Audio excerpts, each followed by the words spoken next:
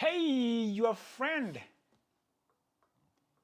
you are YouTuber, you are broadcaster, you are reporter, you are journalist, the man that does the dirty work, and you can enjoy the nuggets while you are sitting on the couch in the office driving. Hey, don't drive and watch this dangerous business.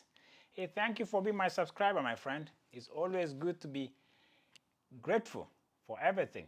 You make me sit here and enjoy talking to you, and I appreciate that. Continue clicking that button.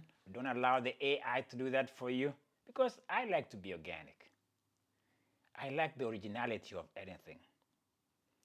AI, artificial, natural flavor, GMO of ourselves, GMO modified me. Ah, man, if I'm that bad and I'm going to tell AI to be me, then I'm duplicating my badness and saturating the world with my toxicity. That's a mouthful. What am I talking about? Hey, Tukoriada, my friend, let's go to Oslo. Breaking news, man. Things are happening in Oslo. While things were happening in Oslo, the doors in GST with Michael Johnson are shutting down. They have what they call close up with GST. Very sad. I was hoping that Michael Johnson might find some traction in his GST Grand Slam track. It didn't happen. Check my last episode. I've always said I was skeptical. I think it was oversold. It was too spread out. I don't think it was meant to succeed. It didn't succeed. So the fourth series has been shut down. Oh, we are not shutting down in Oslo though. We are in Norway. The real warriors were there. 9 Olympians were in town. I gave you my preview. Let's go to 5,000. Let's just start there because 5,000 proved to me that I have my blind spots. I'm admitting here. One of the blind spots I had was that I'm an athlete from the 90s. So when I mentioned Oslo, I was like, the track has 6 lanes. I forgot the world has changed. It has 8 now. My bad. I'm only in the 90s. What do you remember in the 90s? Some of you don't remember anything in the 90s. Yes, my first confession. I'm confessing to you, fans. All right, 5,000 meters. You know, in my preview, I gave the Ethiopians. I mentioned Ethiopia, Hagos, Gebreidawet. I mentioned Yomif, Kechelcha, and I mentioned everybody else, but non-Africans. And I'm talking of European descent, American descent. I'm talking of Caucasian descent. Let me just be politically correct here. I didn't mention anybody. And I forgot there's a renaissance. There's an awakening in the West. This is the idea of what happened to Lasivire, the Finn, who was known to have won 10,000, 5,000 marathon back in the 1930s. Talking of Parvo Nurmi. We are talking of even the flamboyant, the hippie dude, Prefontaine himself in the 70s. And then Galen Robe, the Rob, yeah, the local kid from Portland here who was coached by the fallen, the disgraced Alberto Salazar, when Mo Farah was dominating, the Brit, Somali-born. Yeah, those are the days, right? And, you know, things were looking west at one point. Now they're really looking west because we got a new kid on the block. I didn't even mention him. I didn't even look at I didn't investigate my 5,000 field very well. I was Ethiopia biased because that's where most of them have been. And in fact, I'll tell you this. I was looking at Hagos, who almost broke the world record last year, and I was like, he might do it again. It didn't happen because things change quickly, and things are changing quickly. And Nico Young, as I was watching the race, showed me something that was Galen Rope-like. He had that physique, he's running tall, he has candidates, he has economic running, he has good strides, he's a tall guy, mouth open, oxygen inhale. He stayed 6th, 5th place most of the time when the other Kenyans were mixing their lenses, trying to juggle for space. He just stayed tall, very calm, very patient. And I think when the pacemaker dropped in this 5K, I predicted this was going to happen. The Ethiopians started just slowing down the pace. They started at 61, 8, 61, 4, 5, 61 pace a lap. And then I think after the pacemaker drop, I think they went to 62s. So the group came together, they started congregating. And everybody's like, I want to go win this one. Nico Young wasn't young. He looked like the more mature one in the group because I think he's psychologically superior in this race. As I watched him, I said, what's going on here? Because, and then there's another UK guy, George Mills, who ends up breaking the UK record of 12:47, 12:47, smashing former record that Mo Farah had. That was an interesting finish. But the winner here is Nico Young. I didn't know about this guy. He's not young anymore, is he? No, he's not. He beat a very deep field. I was like shocked. American record, 12:45. Decent time, 12:45.26. American record is gone. And the guy who's taking it is a young guy on the block. There's a renaissance here. I have to say there's a shift in distance running. A real shift, landscape shift is a good shift. And I have to pay attention and give them attention. And here I am. Yeah, he wins it. Second place was Biryam Mehari. Third place was Girma Kuma at 12:48. And that was as good as it gets in 5K. But it's interesting how when you compare the times, if you compare the indoor world record of 12:44 by Grant Fisher is even quicker in Boston than this world record, American record, not world record, American record of 12:45. Go figure that one. Very interesting times. We live in very interesting times when it comes to distance running. It's exciting. There's a build-up towards World Championship. I see a lot of upsets. I see a lot of stories being played out in 5K. Keep an eye for Nico Young. He's the winner here in Oslo. I think he was not well known, but according to some writings I later went back to look, some people are like, look out, here comes Nico.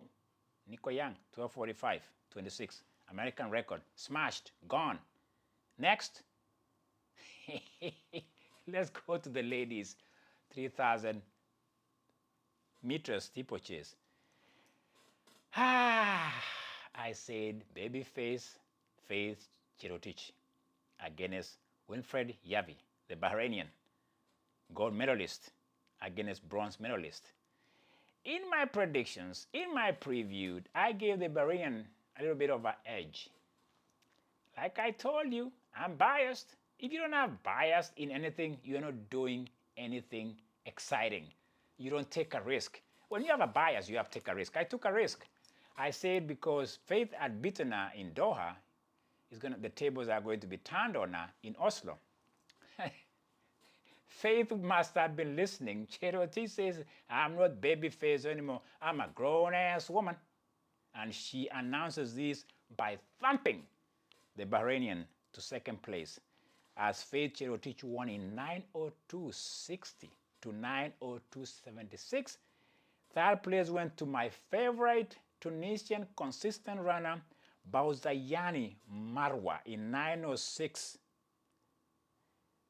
Oh, that was 9:02.60, 9:02.76. Now the third place was Wanyonyi Marwa, 9:06.48.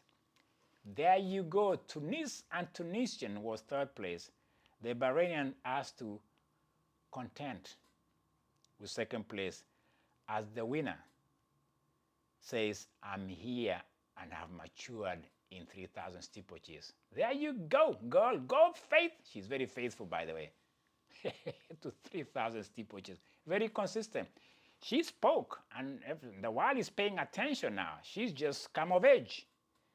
Nico Young, babyface, Faith Cherotich, What is young here? There's nothing young. These people are saying, we are going to World Championship to make some noise. Make some noise. They did. Aha. I'll switch back to a little bit of sprinting events. You don't mind? Let's mix it up, okay? Sit down, man. Take a sip. Do something. Enjoy this moment because you don't have to do the homework. I'm doing it for you. 100 meters. Alfred Julien, Saint Lucien, gold medalist 100 meters. She's making her debut in Oslo in 100 meters, and she does it in style 10:89.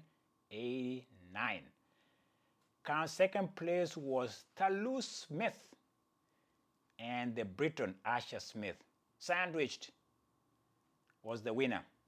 The Smiths had to contend going 2-3, as Alfred Julian says, not today, Smiths. She wins in style. I got to say, I was watching her getting off the block. She's not the best coming off the blocks because I think she's tall. Talk of power and finesse. She shuts it down with 10 meters to go and says, I got this. No smile, no celebration. Just, hello, ladies. I'm back. World Championship. It's not the fastest time in the world. I think the fastest time is 10:74 by an American. But we are looking forward to these rounds in 100 meters World Championship. She's back. Uh-oh, the local hero, Karsten Warholm, 300 meters hurdles. Check my preview and check the results. They match up. Things add up for me here. And I'm proud of my prophetic audacity. I said it. Prophet Yoheli is here. Not Yoweri Museveni of Uganda. That's a dictator. This is Tukuriada man. I predicted this one is going to pan out. How? Let's look at it.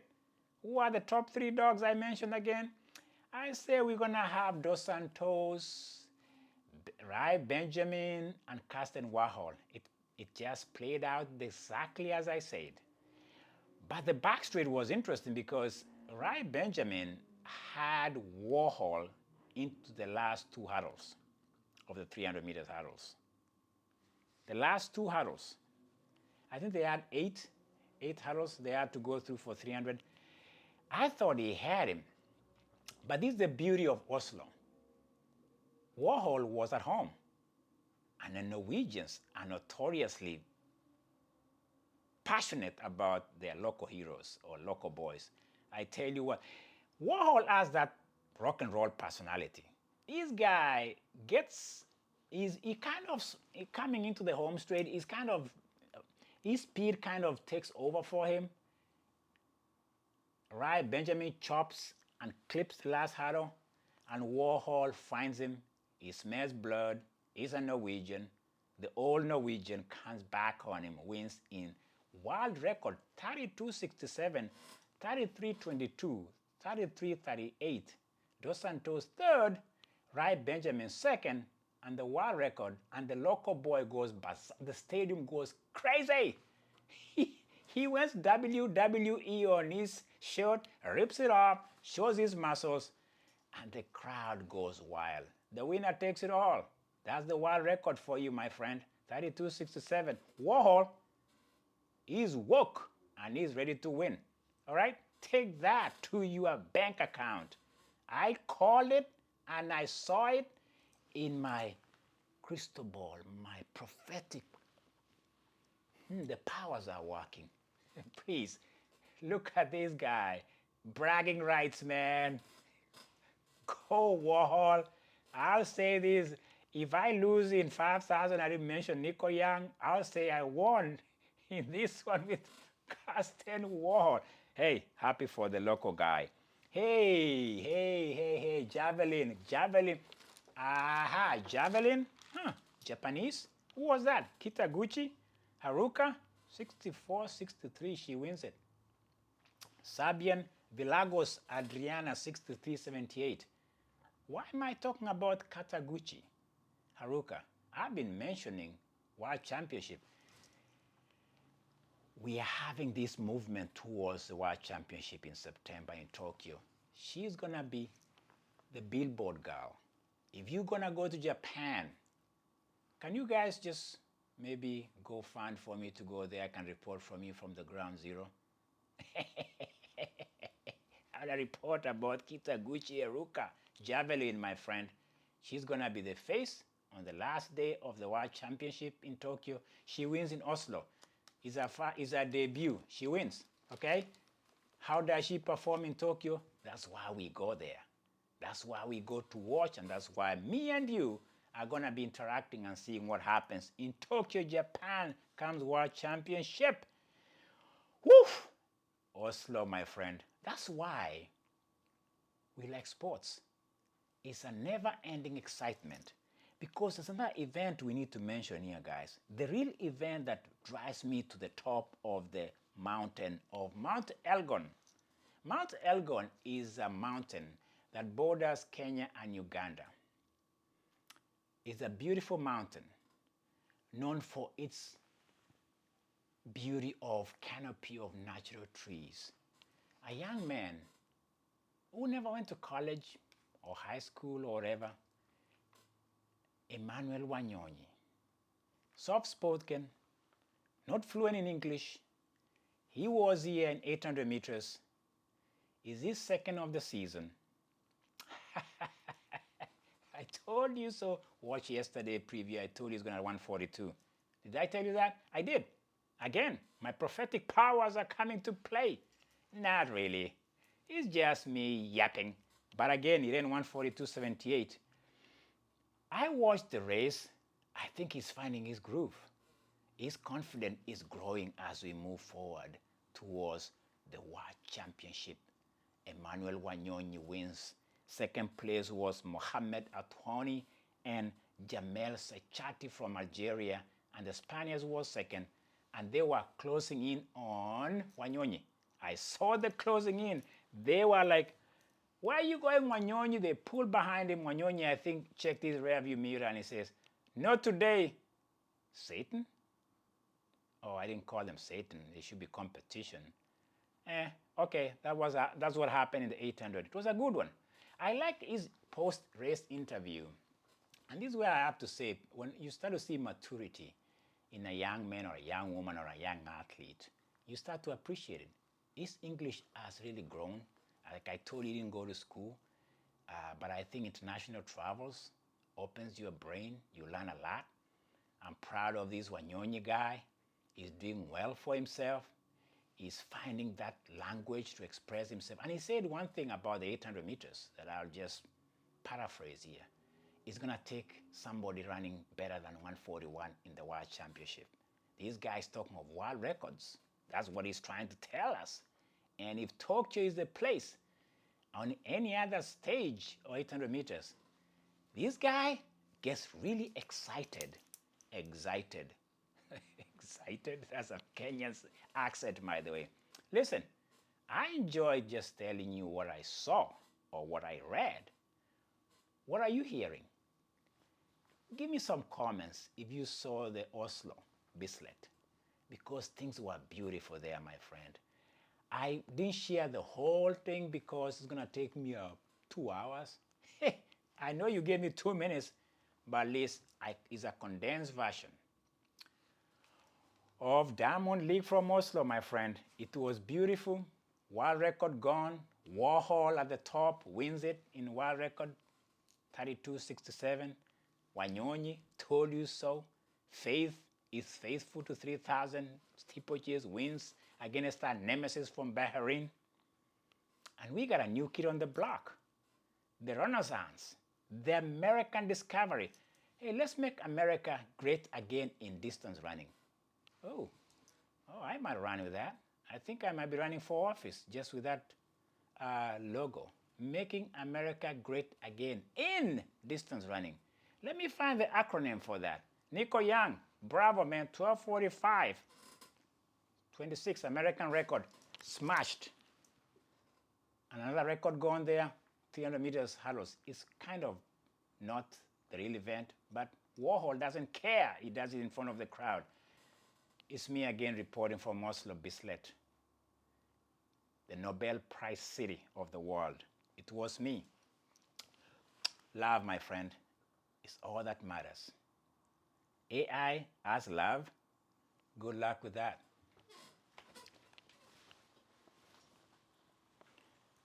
I hope it works.